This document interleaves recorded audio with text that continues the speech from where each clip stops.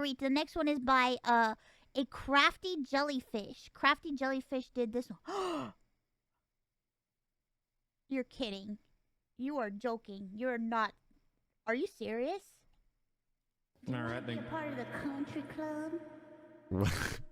I feel like I should get my class first, you know. You have to be a part of the country club, Connor. Play along. Yeah, I'd love to join the country club. Good. I got my snakeskin boots ready. 4 big guys, and they on my eyes. They eat my ass like apple pie. If they keep me like this, I might just die. They pie my booty till I cry. He licked my and the start dripping. I took a bite. It tastes like lemon pepper chicken. He throw me up in the air, my booty flipping. What the fuck is my booty like he's Scottie Pippen. It should have been me, not him. It's not fair. Oh my god. Entirely handmade?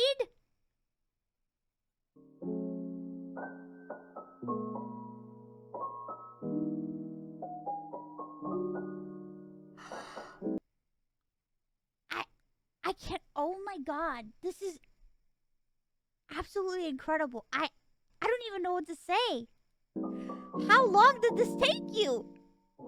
3 weeks, non-stop. Let's talk about it a little. So first of all, if you were here just for the Ironmouse reaction part of the video, that is done. Thank you so much for watching, I really appreciate it. But stick around if you wanted to know a little bit more behind the scenes and how I made this animation in the first place. A quick disclaimer before I get too far into this. I am not an animator. I don't have any experience with animation. I have no training. All of my learning has come from YouTube in the last like 6 months. So I am not a professional animator and I may be doing things wrong. Secondly, as far as embroidery go, although I've had an interest in embroidery for a long time, I only really seriously started trying to improve 6 months ago or so. So I'm very new to both animation and embroidery, and because of that, if any of you do have any suggestions on ways that I could make it more time efficient, more labor efficient, that would be amazing. I am very open ears. But yes, if you see something that's a bit weird or a bit wacky when I'm talking about how I made this, it's probably because it's the first one I've ever made, and please tell me. Please tell me if there's a better way of doing it. I'd love to know. Okay, disclaimer over. We're going to start where I started, which was the planning. First up was the plans. I'm going to put some of my plans on screen right now so you can kind of see where my mind was going. You can see all of the individual ideas and how they link into each other just as drawings. I kept them very, very simple because I was going to have to move them onto paper before I started embroidering them and adding all of the details. So they're all very simple drawings. A lot of them did actually start out much simpler, like for instance, the hula hooping with the butt and the apple. I did a really, really simple one where I was just dragging it around and seeing if it looked good. And then I redrew it frame by frame, and then I printed it off frame by frame. Easy peasy. I did have a few concerns at this stage, and I will talk to you a little bit about why I made certain creative decisions in just a second, but I do need to give a massive thanks to VileMods. VileMods, I'll pop all their socials below. They do have a background in animation and they helped me so much in the early stages when I had somebody to talk to and, you know, express my concerns to. So I will link them there. You should definitely go check them out. They're a very sweet bean. I got on a very long call with VileMods and we discussed a load of stuff to do with the style that I wanted it to end up looking like, which we actually decided to go similar to the Ed, and Eddie kind of art style. When you look at a clip from Ed, and Eddie, you can often see like the outlines are just shifting around slightly, which gives it this really fun look. Now with embroidery, it's going to be consistently shifting around because there's going to be human error there. So we decided to kind of lean into that style. So what that would mean that I would do is I would do an embroidery, take a picture of it, and then go back and re-emphasize the outline, and also sometimes re-emphasize some of the colors inside as well. Take a second picture. So it's technically the same embroidery, but I've embroidered it twice now. But because the outline is different, it looks like two separate embroideries, and when you line them up next to each other, it looks like it's in constant motion. And that was the art style we were aiming for, and I think that it looks pretty good. Another concern that I had was my time allotment for this embroidery. I knew that I had 3 weeks to do all of the embroidery start to finish, but there were areas I wanted to dedicate more time to. Again, the hula hooping with the butt was a good example, but also the flip near the end. I wanted a really dramatic flip. And so I knew that I'd have to dedicate more time to those, and how could I cut that time down? Now, a really good way that I ended up cutting down that time was to sometimes remove the head or the faces. So I would embroider the head separately and then embroider the body. That way when the head doesn't move, I don't have to embroider it multiple times. And so we just do multiple versions of the body. The flip is a really good example because none of the models in the flip have their heads. In the final piece they do, but if you look at the embroideries, they're all headless. And that helped me cut down a lot of time on having to do the head every single time. The next step after the planning was just to embroider. There was a lot of embroidery to do, so it was just important to get up and crack on with it every day, and I was aiming to do 3 to 4 frames a day, which we did manage from start to finish. I did end up streaming a lot of the process, which is the footage that you're watching now. Having other people around keeping me company while I was doing it really helped, to be honest. While I was a lot slower embroidering on stream, it was just really nice to be able to talk through my process, and having people to like feedback to what you're doing, it helped a lot. It helped a lot from start to finish, so I was very grateful for that. As you can imagine, embroidering every day, start of the day to finish of the day, could have some negative impact on your health. I do have some tips if you are planning to take on a similar project. Have a really good hand cream, something that can stop your thumbs and fingers from cracking. The motion of continuously pulling the needle through the fabric over and over again, it really does wear on your hands, so also make sure that you're taking plenty of breaks to stretch not only your hands but also your full arms, back and neck. I did notice by the end of this 3 weeks that although I had consistently been stretching and moisturizing my hands, that I was still finding that my biceps in particular were getting quite sore just from embroidery. So yes, if anyone else is wanting to give this a go, which I do really recommend, it was a really fun process, make sure that you have some good hand cream and that you're doing lots of stretches. Another step that I haven't mentioned up until this point is how I managed to get the drawings from the computer onto the fabric. It's actually a really easy process. It's just, once again, very time consuming.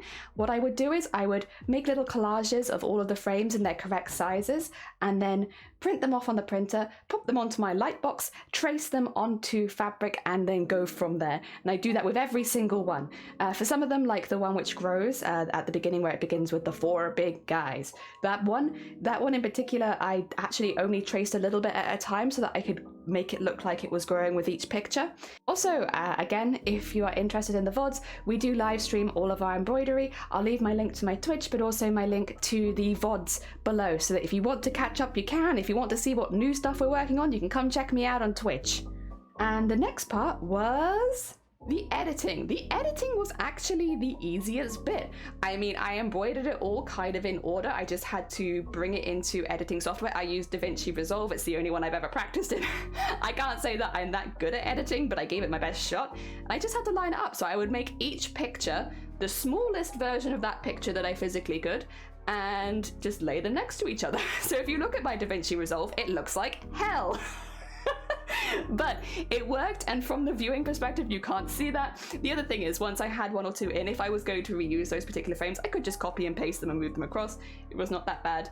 One thing that we did stumble across that I will show, I'll do like a little zoom in so you can see. One of the things we did stumble across was that cutting too close to the edge of the embroidery was causing problems. So that's why sometimes you can see the outsides of the embroidery shifting in the hoop. It's because using the whole hoop would almost create like a flashing in the background. I think the reason that this happened was I took pictures over time. So whenever I finished an embroidery, I immediately took a picture of it, took it out the hoop and moved on, right?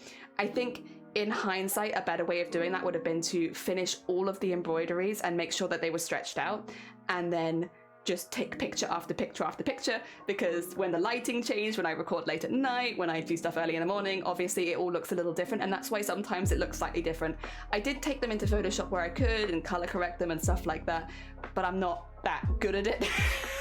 So I tried my best, but there are still some frames where they are like a slightly different color, and that's why you can see it.